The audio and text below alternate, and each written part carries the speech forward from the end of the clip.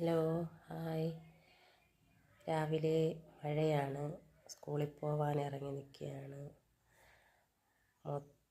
എല്ലാ സ്ഥലത്തും വെള്ളങ്ങളാണ്. പക്ഷേ മടി പിടിച്ചിരുന്ന രണ്ടുപേര് എങ്ങനെയൊക്കെയോ ഇന്ന് സ്കൂളിൽ പോകാൻ ഇറങ്ങി. നടന്നു വരണത് കണ്ട അവനിക്കെല്ലാം തമാശയാണ്.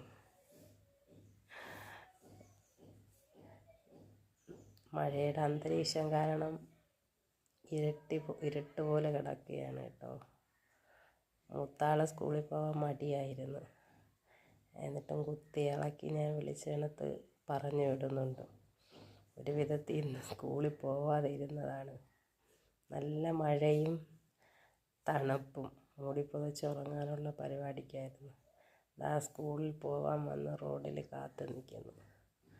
പക്ഷേ സ്കൂളിൽ പോവാൻ കയറ്റി വിടാനുള്ള വണ്ടി വന്നില്ല കേട്ടോ. 8 മണി കഴിയും.